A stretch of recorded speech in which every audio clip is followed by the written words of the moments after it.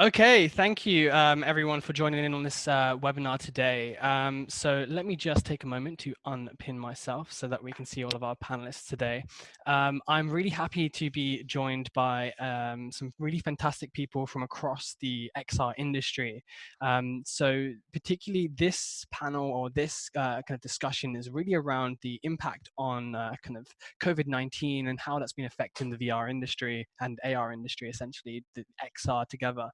Um, and we're going to have a bit of discussion today around particularly what are some of the challenges, but also what are some of the solutions out there. And I guess, some of the planning that you guys can at home can kind of take forward to be able to ensure that you're looking at best practices and things like that. So I just wanted to introduce my panelists today. Perhaps Tom, maybe you could just introduce yourself and then we can kind of go from there. Okay, sure. So I'm Tom Hamilton. I'm the CEO and founder of a company called Rush VR, which is effectively it's like a VR arcade. We have a location in Milton Keynes, which is a city about an hour north of London.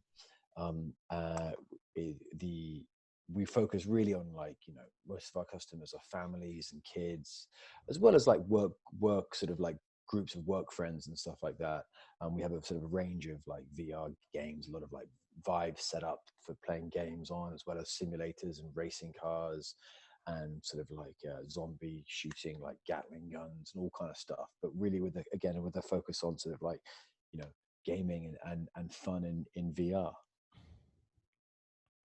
That's great. Thank you. Danielle? Hi guys, my name is Danielle Bernstein. I head up business development for Six Sense Enterprises, and we're an immersive computing company that specializes in enterprise solutions that improve lives. So we primarily operate in healthcare, training, and education, and we really kind of have a two-pronged offering. So we have a fully fledged software development studio, and then we also actually have proprietary electromagnetic motion tracking that's been fully optimized for use in VR, AR, and MR. Thank you. And Aaron? Yes, hi, I'm Aaron Ganney, the founder and CEO of Behavior, and we create digital wellness programs as well as digital therapeutics for behavioral health. We use VR because of its unique psychological and neurological power. And so our customers and patients are primarily in clinical settings. Think outpatient clinics, physical therapy centers, employer on-site clinics, and hospitals. And more recently, we've also begun deploying in homes. But of course, from the challenges of a hygiene perspective, those clinical settings has been where our focus was even pre-COVID. It was a big deal for us. And now, of course, it's just a heightened awareness and concern. That's great. Thank you, everyone. Yeah, I mean, so essentially from our kind of point of view, just to give everyone a bit of context before I guess we delve into a few kind of conversations here.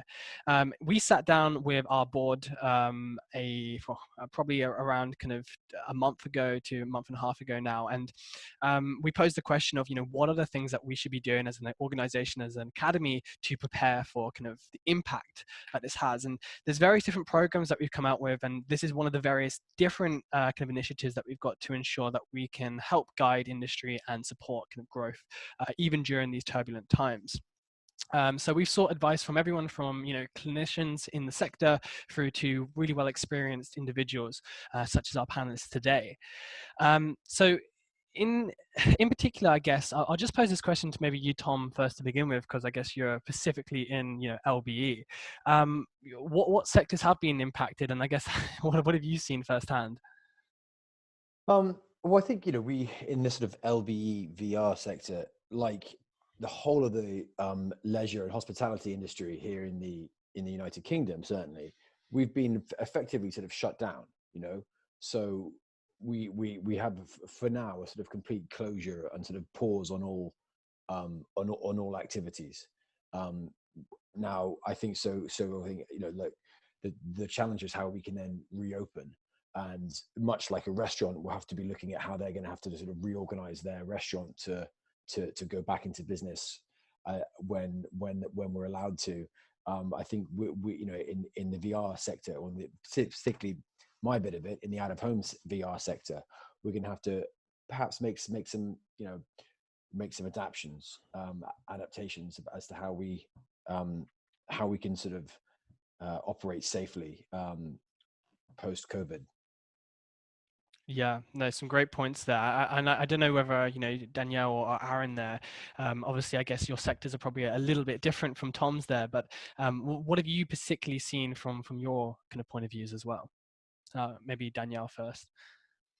Yeah, absolutely. So, we're actually seeing people, I'm getting probably more requests daily for using virtual reality in a variety of different settings than I have even prior to COVID. And I think, people are willing to use VR now, maybe just a little bit in different ways, but to really help them overcome a lot of the challenges that COVID's presenting for them. So, for example, we've been getting a lot of requests for training for nursing students and for colleges that are trying to teach their nursing students how to do clinicals and practicals, online, which really isn't effective. So they're really looking to use VR for training, with hands-on applications, and they're not as concerned about the COVID implication with the headsets as you would think. I think one of the reasons for that too is that the VR industry has really actually been doing cleanliness and hygiene for a long, long time. This isn't necessarily new to us, right? We've been wiping down the headsets with alcohol wipes. We, remove the foam, we clean it. We've been putting in a lot of precautions for a long time now. So we're not necessarily reinventing the wheel, which is really, really nice, I think. So I think we're going to be in a really good position when things do open back up to know kind of really what to do. There's of course going to need to be some adjustments, but we already have a pretty good standing, in my opinion, on hygiene in the VR industry, which is great. I guess there's a point to be made there. I guess some people may say, I guess, and I'll pose this as a question to everyone in the even the audience here. Obviously, I guess you're seeing an increase there in people looking at VR and things like that. Now, do we think that is just a temporary rise in this, or do we think that that's here to stay? And that's an interesting question. I'd love to hear even the audience answer as well. Yeah, I mean, personally, oh, go ahead, Aaron. Oh, sorry, go ahead. I was just going to say, I think personally, we're going to start seeing a change in how people work and learn and train. I think this has opened a lot of people's eyes in terms of being prepared, especially for whatever the future holds in terms of pandemics and illness. And people are going to continue to really want to use virtual reality for those applications moving forward. So although there might be a spike right now, I don't necessarily think it's going to fully drop off a cliff. I think we're going to continue to see people being very interested in virtual reality applications for this purpose. Yeah, I think Danielle's correct. We are definitely feeling a tailwind from COVID.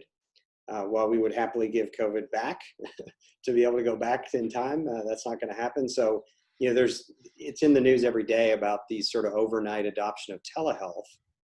And when you're doing VR, depending on your architecture, it's a positive position to be in to say, look, we can really be a digital adjunct to telehealth. So you can multiply the effect of human clinicians with digital supports.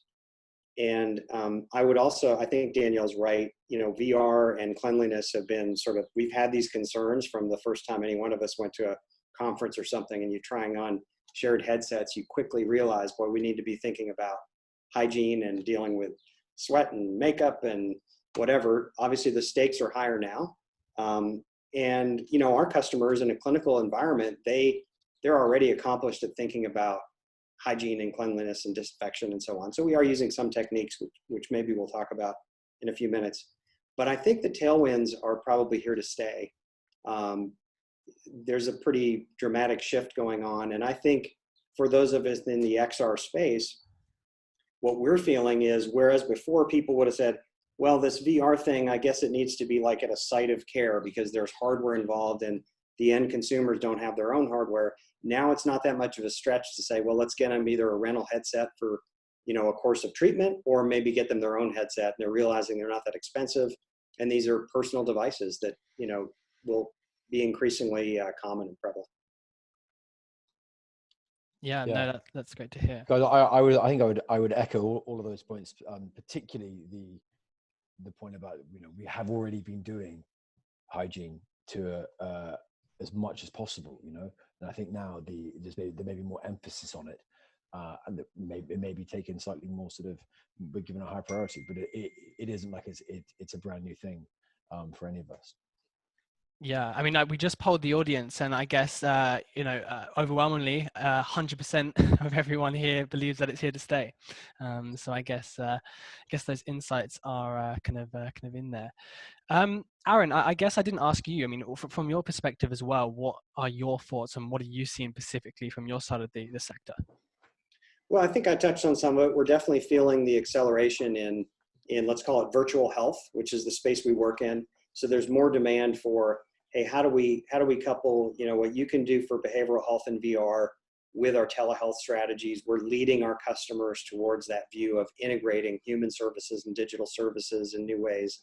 We're definitely accelerating our, we were already in this space a little bit, but we're scaling up now with sort of rotating headsets into patient homes that are sort of in a kiosk mode setup, in which case, by the way, the cleanliness issues are sort of less acute, right? You need to provide cleaning guidelines, but you don't have to think about the disinfection that we need to in clinical settings and hospital settings and so on. So it's a net tailwind. And I think it's, while it's unfortunate that we're all going through this, it's probably going to be good for our industry. Yeah, no, I think that's great. I mean, Tom, I mean, particularly, I think we keep touching on, I guess, the healthcare, well, I guess the implications of hygiene with VR and stuff. I mean, understandably, we're in the LBE sector. Do we think that consumers, once LBE reopens, will be apprehensive to put on a VR headset again? And if so, I mean, mate, that's like the $1 million question. Who knows? Will they be more? Yes, I mean, I guess. Look, this is we will find out. We will find out. As I said, look, most of my customers I'd say, are kids, and I think kids are still going to want to have birthday parties. They're still going to want to see their friends. They're still going to want to game. And I've said we've got to be positive about these things, But some people may be pretty skeptical about putting on headsets. I think we can do everything we can to mitigate against that and be to demonstrate our hygiene procedures really overtly, and just take a little bit more time to sort of really make sure everything's done to the highest possible standard. I actually think, and I think we'll also be introducing, I'm sure this is the same across the LBE environment, sort of perhaps new equipment. We're looking at more hand wash stations like everywhere, offering gloves, offering more, so there'll be masks everywhere, so we can really make sure that we're offering everything that we can to make this as a sort of, to increase the confidence that our customers can have that this is a completely safe activity. The other thing I would say is, one of the big things we are told in the UK is always social distancing. Now, that at least in VR, you are socially distanced, because you can have your VR booth set up, but you're always going to be the required 2 meters away from the next person. And if you're not, then you can put up a physical barrier. Like if you're on like a sort of like seats, you can put up a physical barrier to create that to sort of reduce the need for that. So I think in some ways we can quite easily set ourselves up for the sort of post sort of COVID-19 reopening. Yeah, and as I said, the key point is the main drivers of this behavior. People still want to go out and have fun. They still want to do cool stuff in VR. Those will remain the same. Yeah. I mean, Aaron or Daniel, I mean, how does that translate to the enterprise sector? I mean, obviously, I think that we've probably been a little bit more focused on the hygiene aspects from an enterprise point of view, but how do we view it from a apprehension from a user base that's being trained on en masse, essentially? Well, I'll share. So before COVID, behavior, we would periodically go to trade show environments, right, where some number of people are willing to do VR demos. And we had spent many months, doing the whole wipe down thing with the alcohol wipes and cleaning the controllers and so on. And these are similar challenges to what you'd have in LBE or other enterprise settings. We had, and I'm not here to push any one company, but I feel like I almost have to, given the topic of our conversation. We've been working with a company called Cleanbox, which probably many of you know about. And they have, these UV light cleaning devices that are worth everyone taking a look at. We had started taking a CleanBox unit to all of our trade shows. And part of it was like psychology. You know, we figured there was some, and this was pre-COVID, there's some number of people who just weren't willing to make that commitment to go sit in my booth, put on the headset, maybe mess up their hair back when we all had haircuts, and, you know, get maybe uncomfortable because somebody else had just been using this. So the CleanBox gave them some visual indication like, oh, these people are really doing something extra to take care of me. Now, obviously, as I mentioned earlier, the stakes are much higher.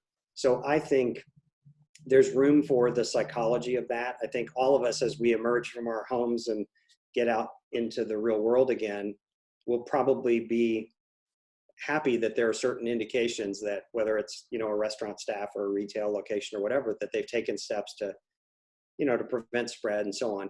So I think that's just going to be more the case now with something that obviously is touching our faces. Yeah, no, that's an interesting point. I definitely say I think, you know, it's so if I was just to boil that down, I guess, you know, it's more of a perception problem. There's a lot of companies doing a lot to, I guess, protect against hygiene and things like that, but you know, it's more of a perception problem from the user's point of view. I don't know if it's more than, but it's at least a part of it, right? You know, an infectious disease expert might say it's not about perception, it's about the virus, but it's like it's also about making me comfortable. So I think both. I'd agree that you make the people comfortable if you can show the theater slightly of the cleaning operation so they can see it being done, you know, because, you know, it's just gonna be much the people. I don't think customers will necessarily take your word for it. They just want to see it being done. And so, you know, from my point of view and from my staff, we'll have sort of retraining essentially to reiterate to the teams about the process of how you hand the customer the device, you know, so it's not just how it fits, showing them that it's being cleaned, or you know, to reiterate all these things again and again. And then we can, you know, and I think that'll be a sort of a good sort of process going forward for everyone in this sort of sector. Yeah, absolutely. I mean, I think I echo you both in terms of the, you know, there's the side of the theatrics of the cleaning, which of course is very important. And now we're also trying to figure out the best ways to actually effectively get rid of virus and bacteria, right? And I think in the past, it happened to be a little bit more theatrical, what we were focusing on, right? But now, as you both have said, there is a real threat. And so looking at technologies like CleanBox and trying to really understand their efficacy. And, you know, I think that's, you know, just really important. We personally at Sixth Sense are looking at CleanBox and trying to understand, you know, what studies they've done to really ensure that viruses, bacteria are actually being killed and that it's not just theatrics anymore. You know, we are having to ensure at this point, and I do believe we have a responsibility to a certain sense to ensure that we're doing everything that we possibly can. And with that being said, though, I couldn't agree more with you, Tom and Aaron, that you know, people are going to still have to live their lives, right? Having fun at arcades with family and friends, that's not going to stop. Healthcare, not going to stop. If anything, we're only going to see an increase. Training and education, that's not going to end, right? We have a partnership with Lincoln Electric, the largest manufacturer of, you know, welding equipment in the world. Welding isn't stopping right now, right? So all of these people still need to be trained. They still need to be educated, and that's not going to change. And now it's just up to us as a community to really ensure that we're providing, you know, the best possible cleaning solutions for these people to be able to continue what they have to do. I think these are all interesting points. I mean, Tom, I think you were on the call the other day actually with the advisory group, but you know, I think it was one of our kind of academy members who was saying that typically, you know, prior to COVID, they had all of the hygiene type of stuff behind the scenes. They would, you know, clean the headsets and stuff out of view of people. They would make sure that it's all, you know, because they wanted a certain aesthetic. But now they've said, you know, that's going to completely reverse and completely change. That's actually that is a very good point. I think, you know, before there was almost, you wanted it to be clean, but you didn't want to sort of remind people that there was this potential that, you know, you were putting on someone's sort of secondhand, you know, headset. I think now, we'll want to have this stuff front and center, for sure, you know, to clean and seem to be cleaned, so that to sort of you know, to give that reassurance as well, that sort of visible reassurance. Yeah. Well, I'll just share the results as well, because we just did another poll, which was, after quarantine ends, how, for you locally, how long will it be before you use kind of VR in a situation like that? And, interesting enough, the results are quite varied on this one. There's no general consensus. And I guess, that probably goes with the uncertainty hand in hand with, people in the space on this, in terms of the fact that it's just, I guess, unknown circumstances for these different things. That probably moves me nicely onto another one, which is the uncertainty aspect of this. I mean, certainly from speaking with lots of organizations in the sector, it seems like the biggest challenge of all is the unknown, is not knowing what comes next. Particularly, I was wondering if any of our panelists here, and even anyone in the audience here, feel free to put it in the chat or anything like that. I'd actually like to hear your personal experiences on this, in terms of particularly what uncertainty you have at the moment, and in particular, how do you face uncertainty as well? I mean, what kind of things can you do to lower the uncertainty that you have? If I could just, if I really think, I mean, we're pretend, I always try and remain sort of positive and enthusiastic about this, but having a company which has been sort of basically mandated to cease trading because of a global pandemic is sometimes, that causes a bit of uncertainty. You think, where can you possibly go from here? I think a lot of it is just confidence and faith that we will bounce back. People, I think the public mood right now seems to be quite fearful, but I think that could easily quite quickly swing towards sort of positivity and confidence to go back out again. And there's also, I mean, there's probably a bit of pent up spending power, because if people have been paid, they haven't really been spending much because they've been stuck at home. And I think that could help. We could see a little blip, and sort of families want to get out and enjoy themselves again. And then how we can kind of capitalize on that and turn it into sort of regular repeat business, trying to sort of get back to normal. I suspect for my other two panelists, they're actually in a sort of slightly more positive position because they're trading better. Well, yeah, I'll open it up to kind of either Danielle or Aaron on this as well. Yeah, I mean, as I said, our partners and customers, there's no stopping to what they're doing, right? We're not stopping healthcare. We're not stopping rehabilitation of patients with neurological disorders and diseases. We're not stopping training for the skilled trades. All of these things are still considered essential businesses. So for us, we're moving along quite quickly. I think one of the uncertainties that I still have, and I think maybe the industry as a whole does too, is transferring some of these training and education opportunities to the home, right? And how that's going to look. Are people going to be willing to purchase these headsets? And although they are cheaper, as Aaron said, what is this really going to look like? And how are we going to be able to truly scale it at the home level, which I think is going to be really important as we move forward in post and current COVID world. And so for me, that's still a question that I think we're all still trying to think through and work through as it pertains to telehealth, as it pertains to training, and so on and so forth.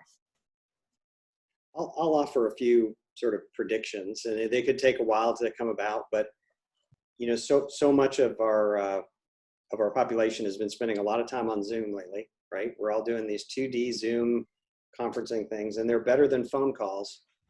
But after a while, I don't know about you, you start to feel this very this 2D faces on this plane in front of me are not getting it done. Like, it's starting to feel really the difference between something immersive and two-dimensional is starting to just feel more and more acute to me. Now, in fairness, I live in the VR industry, right? So maybe I'm biased, but I think that there's some interesting technologies where the idea of interacting with an immersive experience doesn't necessarily just have to happen on a headset or a pair of glasses or goggles. And so we're exploring a touchless VR experience with sort of a booth concept. You wouldn't be able to do everything you could do with like a good 6DoF headset, but for the right use cases where it's sort of a trial or an onboarding experience, it might make sense. And I can imagine it's not hard to see scenarios like that evolving in the home as well.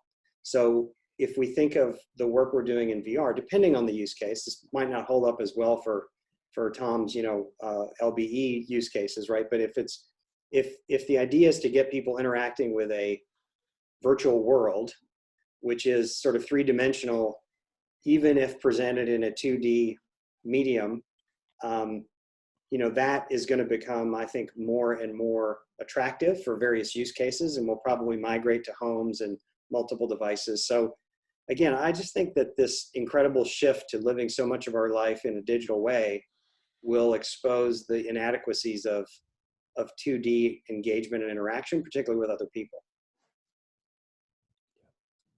Yeah, no, I think there's some great points on that. I think, so I guess if I was to boil it down into, I guess what you're essentially saying here is that this being forced into this situation is going to accelerate the advancement of our industry, essentially. Yeah.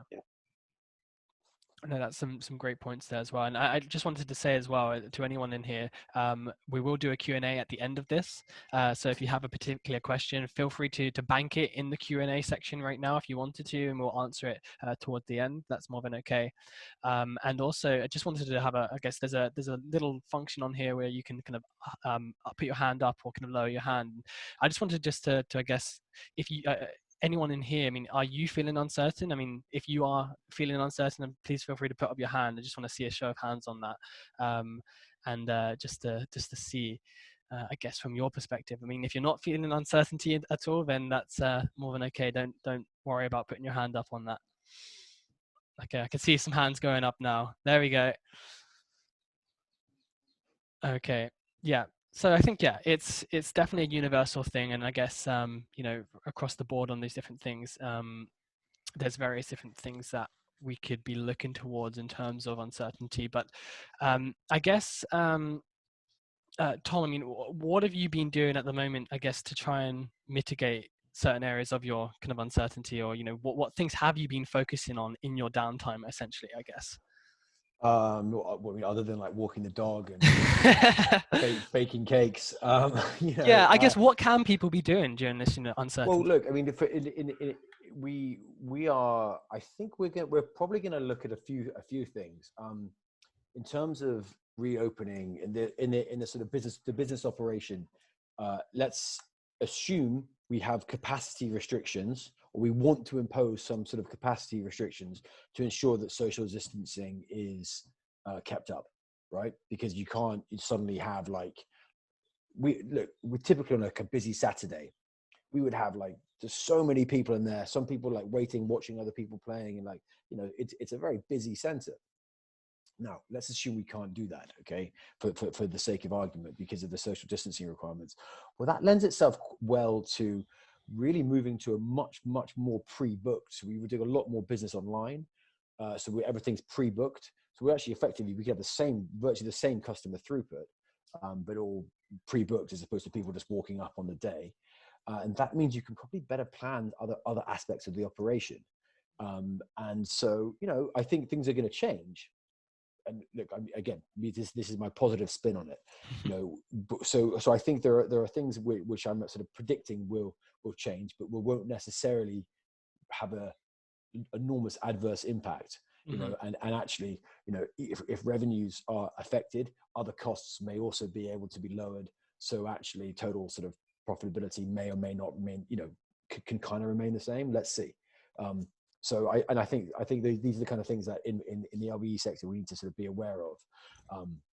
Luckily for us in VR, a lot of our people do pre-book. A lot of the customers pre-book, and if we can encourage that more, then that can work well for us.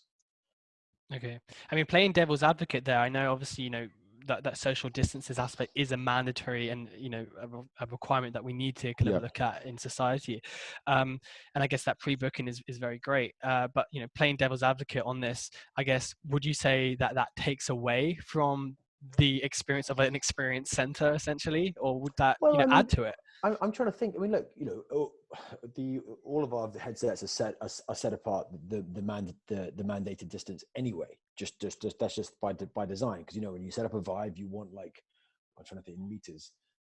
We have about 3 meters by 3 meters, so each person is always going to be enough, far enough apart. and I mean, there'll be aspects of it which will be hard to do in terms of like, if you have to hand something to a customer, you're going to be technically within that zone. I just think we have to also look, let's not spend too much time second guessing all the government guidelines and trying to sort of like, I don't want to be sneaky and I'm not trying to get around these things. We're trying to work with them, there are like a lot of industries, there are going to be times when we have to, rely on sort of common sense to provide a service. And I think I'd like to think that done with a sensible approach, that would be sufficient. No, that's great to have your perspective on that.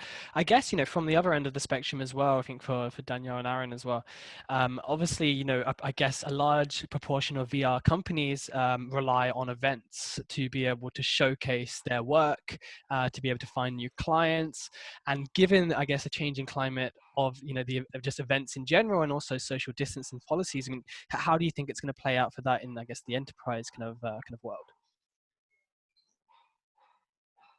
Yeah, I mean, for us, we have already seen, the majority of the conferences that we had planned for the beginning and middle of 2020 be canceled. And a good portion of them are moving to virtual events, which we're very excited about. But, of course, that's very different when it comes to actually experiencing a virtual reality experience or solution. There's really not a great way to do that. We always tell people it's just very important to actually try it, right? Trying to explain a VR experience is one thing, but actually doing it is another. So, although the virtual events are fantastic and a great way to keep everyone engaged and excited, we are disappointed in the fact that we're not able to actually show our experience and solution and have people get that hands-on experience. And there still, of course, is uncertainty into what the events are going to look like, towards the, late period of this year.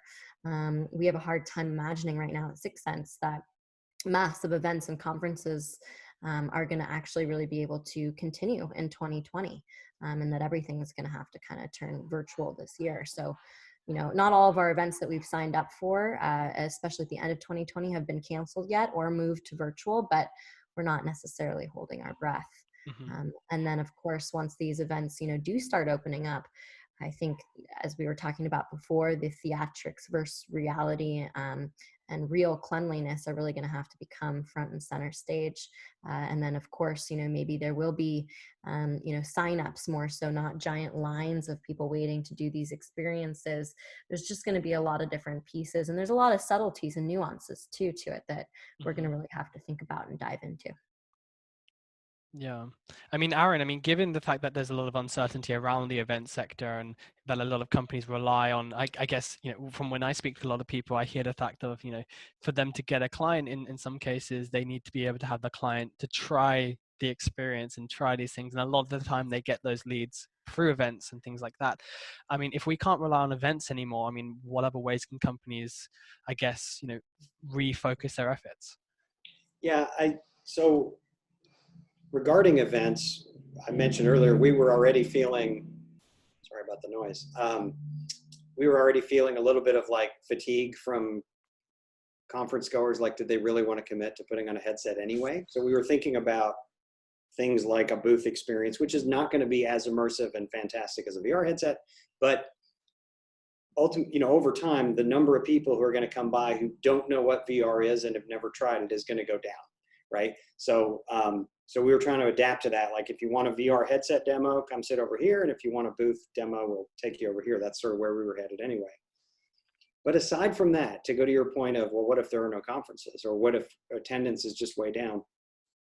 We in our company, we have a rule that we've had for quite some time. We won't do demos of our experiences with a 2D video, because your prospect says that they'll get it and that they can translate it to VR, but they don't. So we just won't even do that. What we will do is ship out a headset to you. So we'll ship a headset that's kiosk moded, and you put it on and we get a demo, and like, oh, okay, now I have a sense of the experience. So I think generally having a third-party logistics kind of a fulfillment engine where you can easily get a configured headset out to some prospects so they can try it out on their own time. And then we can have a discussion in a meeting about what is this product and program and how does it drive ROI and pricing and so on and so forth.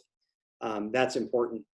So I think that, the technology available to us is making it easier and easier to solve those problems. When we started in 2016, a demo meant a high-end computer and an Oculus Rift and cables and sensors, and that wasn't something you could mail to somebody.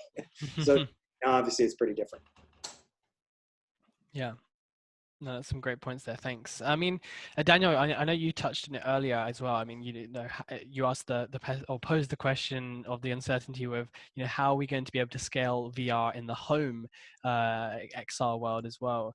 I guess, are you guys foreseeing a lot more users having headsets in a home environment and being able to engage with people on that basis?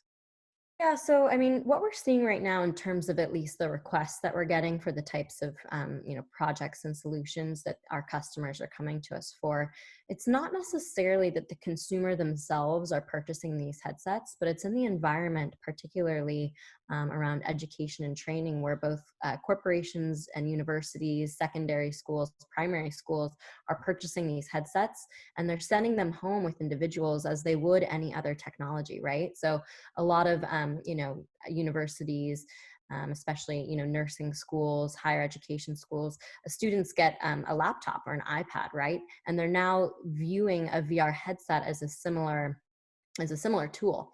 And so that for us poses a great way to scale rather than relying on the consumer to purchase the headset.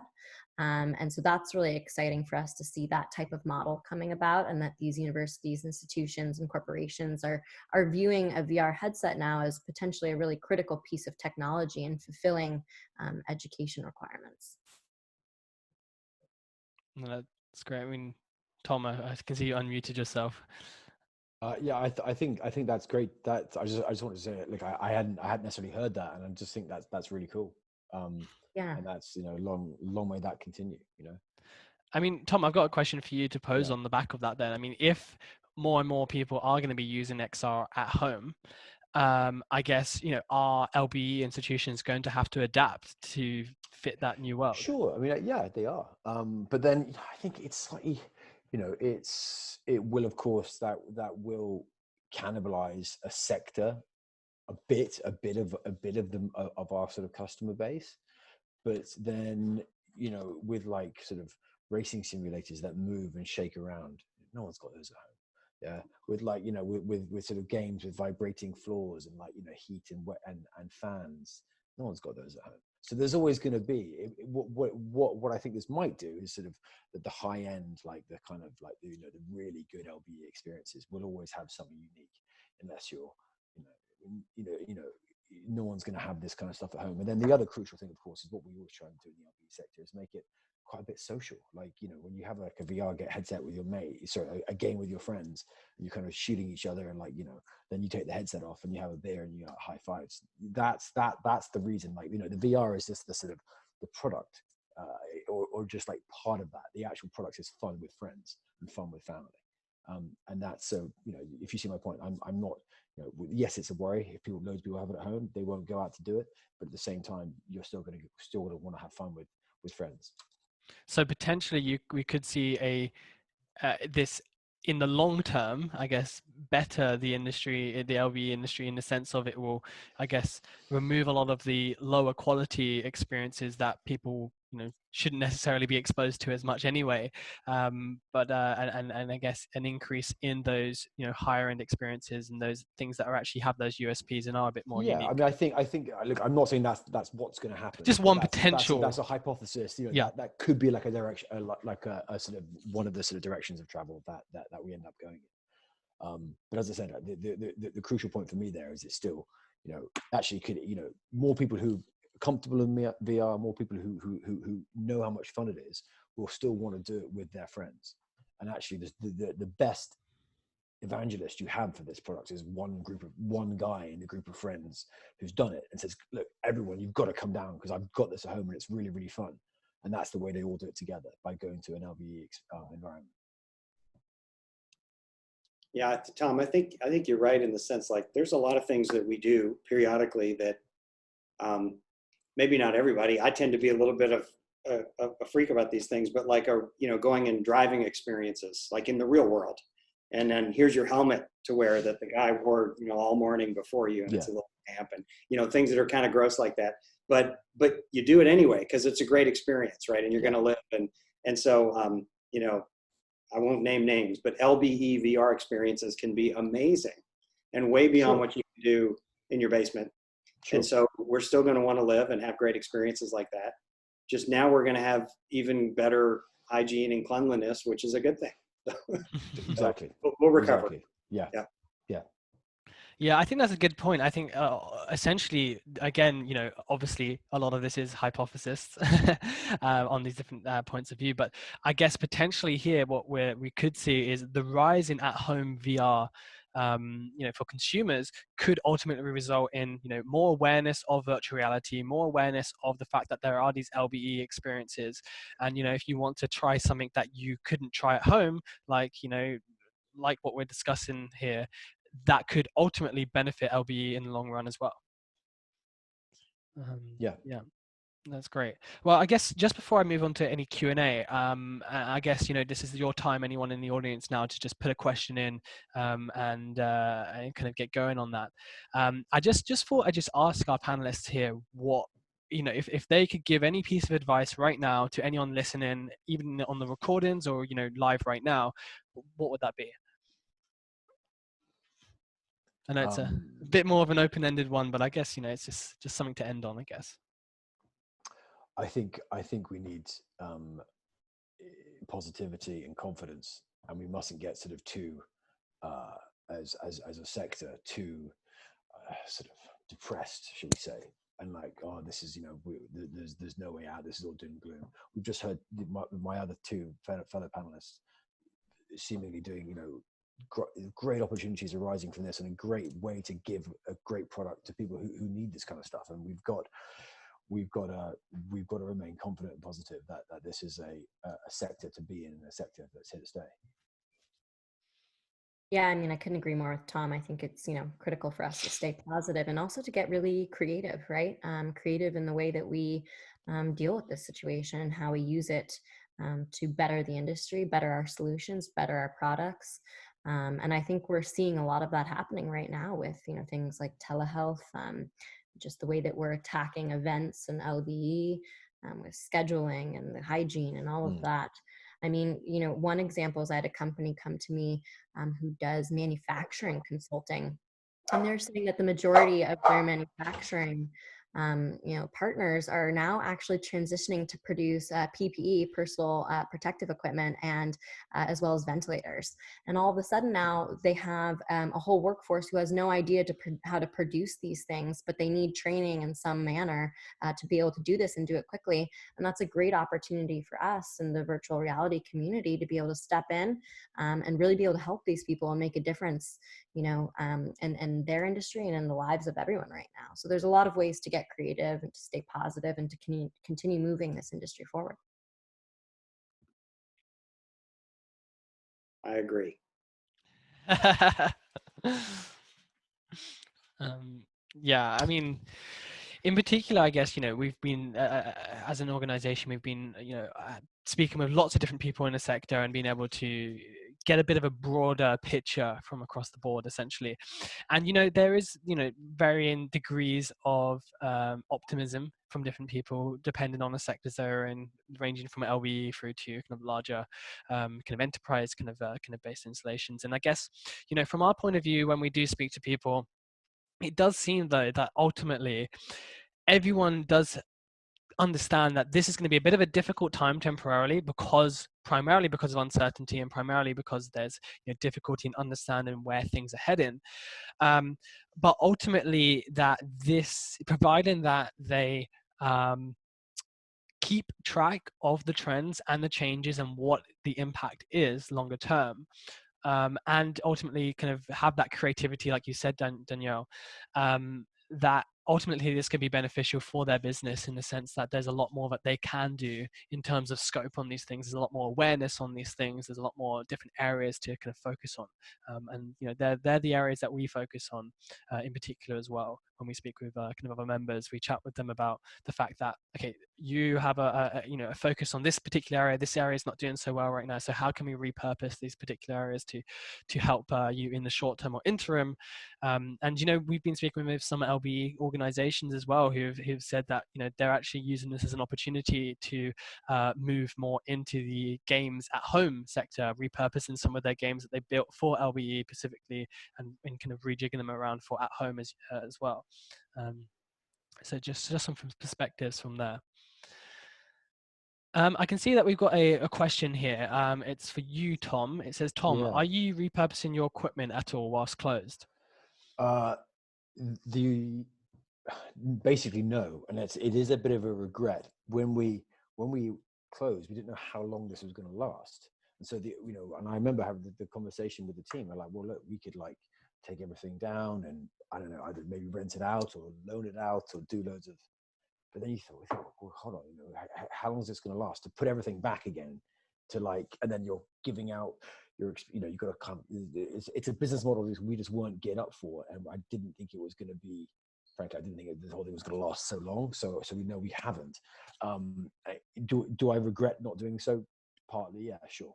But no, that's just the way it's worked out for us. I mean, and if other people are lending it out or doing or repurposing it, I would love to know what other people in my sector are kind of doing with it. But it's not something which we have done. No.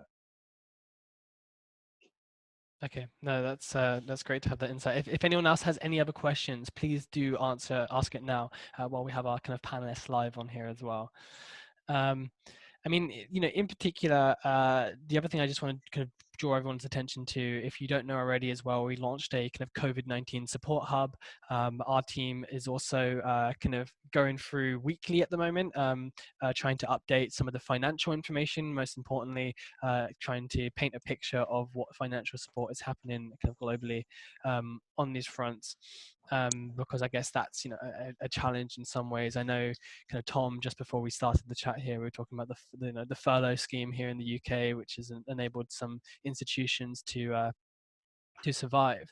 And I guess the only other thing that we've seen as well is some LBE institutions, and sorry for banging on about LBE, but I guess that's probably the most impacted area at the moment for our sector, but are looking at, okay, after these restrictions end, in particular, some central locations, whether it's in London or San Francisco or different areas, are going to be empty in terms of location space. So typically those spaces that will cost quite a bit of money to be able to rent out and lease and things like that will hopefully potentially be open at a lower premium to be able to utilize that as an opportunity, especially as some organizations will start downscaling their offices as more people work at home, all of these different aspects. So there's important things to look out for like that as well. But yeah, I think just before we wrap things up, then I just thought I'd just ask: is there anything else anyone else in this chat wants to be able to kind of include or pose before we end? We've got another question just come in. Okay. I guess we'll pose this to everyone then here as well. What social applications would you say VR has on people stuck at home and the impact that has on the industry? Maybe I'll go from Aaron's perspective. Sorry. Sure. One thing that I've seen many times over is people saying some variation on, we just canceled that conference. Gee, shouldn't we be able to do this conference in VR by now? And so there's a lot of pushing towards different, tool sets to enable groups of people to come together, interact, and share content. And there are a number of companies developing capabilities that are changing rapidly just over the last weeks and few months. My team and I, we're a VR company. We didn't have any trouble shifting to remote work. We do most of that work with Slack and Zoom and other things, but we have started meeting some of our time in VR in one of the sort of social VR applications. And it's pushing us to think about our own sort of how we use the medium for person-to-person interactions in a healthcare context. And so, you know, we've all, almost as a species, been shoved into this very digital way of interacting overnight. And as I mentioned earlier, I think that it doesn't take that long until you feel the limitations of that medium. It's good that we have it. If we'd had COVID 15 years ago, we wouldn't have had broadband, and it would have been much more difficult to stay connected. But we're staying connected, many of us pretty effectively. And now it's just, we're that one step closer to, you know, going inside the experience, right? And being able to be there with each other. And as probably all the folks on this webinar know, that feels very different. So that's pretty exciting, and how that could break out of maybe a one-off, you know, LBE experience that feels really novel to something that we can and should do much more frequently.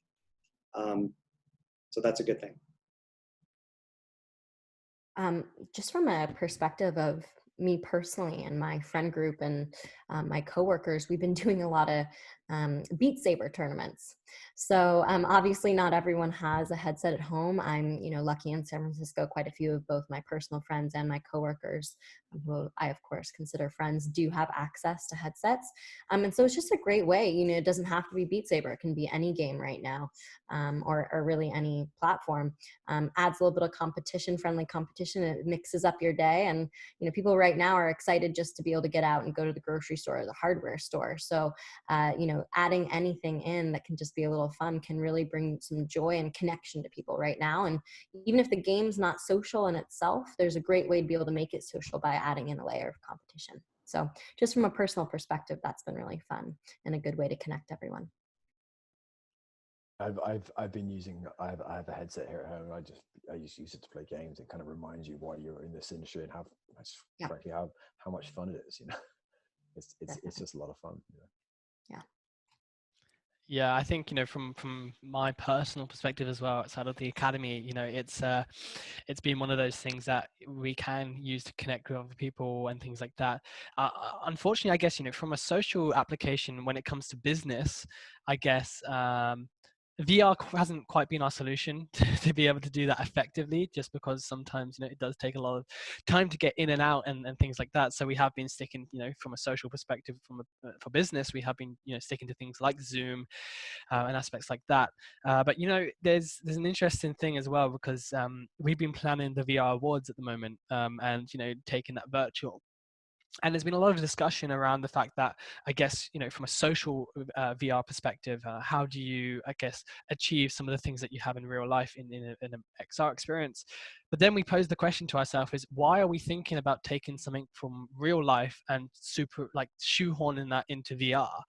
When really, I guess the other thing that people should be looking at when it comes to virtualization and other things like that is, okay, how do we take VR and I guess apply it to the situation that we have here to make it a unique aspect of the fact that VR doesn't have the same limitations that we have in, you know, the real world and things like that. So I definitely kind of encourage anyone in here that's thinking about the different ways of using VR for things like that is, don't uh, look at it from a perspective of taking reality and putting it into VR, but take it from a perspective of just looking at VR and how you can make that a unique kind of thing.